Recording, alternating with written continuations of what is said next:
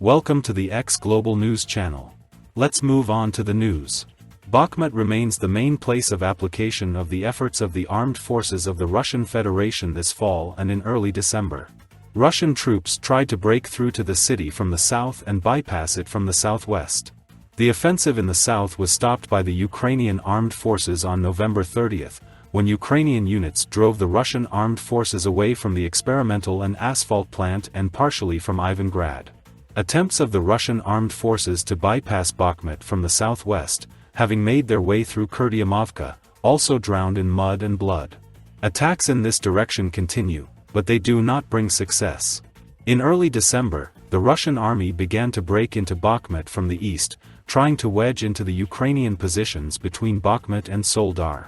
Amphibious assault units and motorized infantry units assembled from the mobilized who returned after the rotation were introduced into the offensive. At the cost of heavy losses and, for the first time in a long time, actively using frontline bombers and attack aircraft, the Russian armed forces were able to break through to the eastern outskirts of Bakhmut. It has not yet been possible to cut the Ukrainian defense between Bakhmut and Soledar. There are fights every day. On average, the armed forces of the Russian Federation carry out from 6 to 15 attacks per day.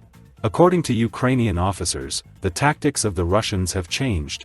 If in October-November they went forward with forces from a company to a battalion, then in December they attack with a platoon a company. We don't see any special organization of these attacks. It seems that they are putting new units into battle without bothering too much with coordination of actions. Sometimes they attack all along the line at the same time, sometimes they take turns going forward on the same or neighboring sections. The problem is that it goes on almost around the clock. And when they go forward, their artillery and tanks hit our positions. They hit their own, too, but ours suffer losses. People get tired, there is a need to arrange frequent rotation, but this is not always possible, given the constant pressure on the front line, says the Ukrainian officer. Russian officers confirm that attacks are often poorly organized. Due to the shortage of amphibious assault units and heavy losses in the PMCs, recently mobilized from motorized rifle units began to be used for offensive operations from the beginning of December. We act in small groups of 15 to 20 people who attack 10 to 12 times a day, scout with drones and attack. There is no withdrawal plan. The commander of the assault group is given a navigator and a point on the map where to go. Thought of it. The equipment is used only as firing points, since the ground is watery and the artillery has been plowed over. There are no dugouts, only burrows, says one of the Russian officers.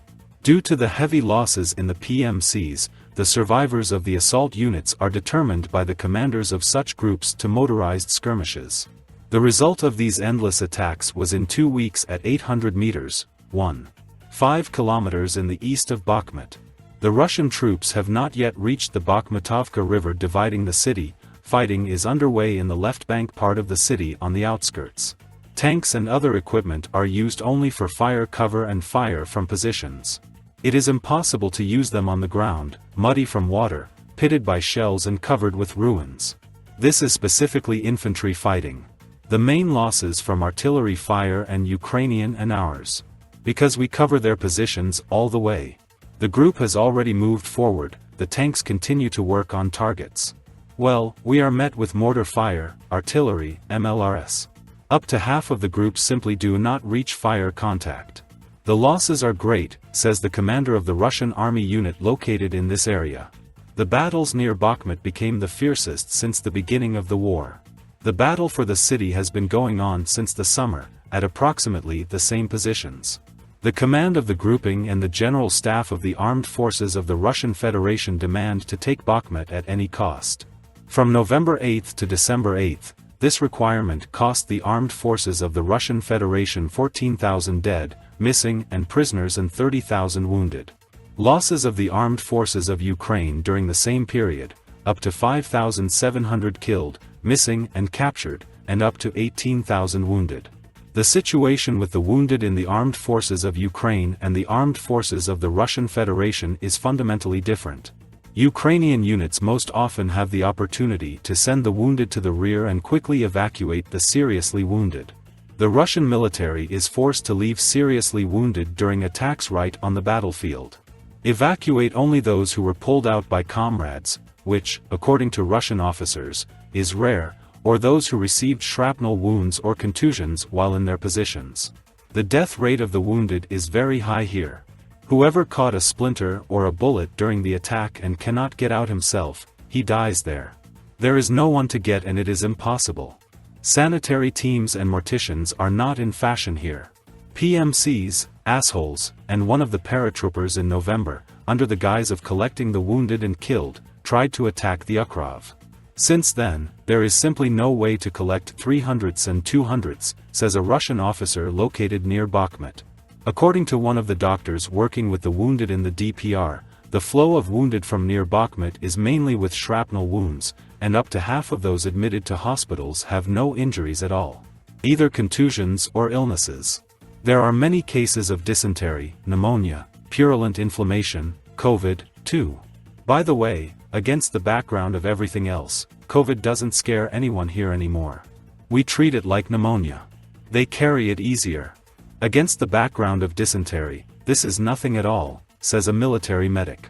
It is impossible to talk about epidemics in the armed forces of the Russian Federation in the Bakhmut direction, but cases of dysentery are not isolated, not thousands, but hundreds of people are sick so far. Mud, water all around, corpses of different freshness. All this is mixed and gets on the skin, gets inside with water. Our people are not very clean by themselves, and there is still nowhere and nothing. There are few orderlies in the troops, they don't really know how to treat a wound first, or apply a bandage. The result is suppuration, infection, amputation or death. Such a medieval war here from the point of view of medicine. They suffer from combat diarrhea equally as from enemy weapons, says a military doctor. In early December, the armed forces of the Russian Federation became more active east of Soledar, where they were able to knock out the APU from Yakovlevka, but further progress rested on the Ukrainian defense. According to staff officers, on December 6, the commander of the group, General Surovikin, gave permission to attract units from the group assembled for the future offensive on Slavyansk-Kramatorsk for offensive operations in Bakhmut. Let's move on to international statements. The NSDC of Ukraine declared Kiev's readiness to strike at Russia. The National Security and Defense Council, NSDC, of Ukraine announced its readiness to strike at the territory of Russia in the event of a further attack on Ukrainian territories. This statement was made by the Secretary of the NSDC of Ukraine Alexei Danilov on the air of the Ukrainian television agency NTA. We will be capable of anything. Therefore, if something concerns our interests, we will not ask anyone where to beat the enemy, he said, adding that the enemy's territory begins beyond the territory of the Ukrainian borders and ends with Vladivostok. Also, the United States is not pushing Ukraine to conduct operations inside Russia, since the escalation of the conflict in Ukraine does not meet Washington's interests, the White House said.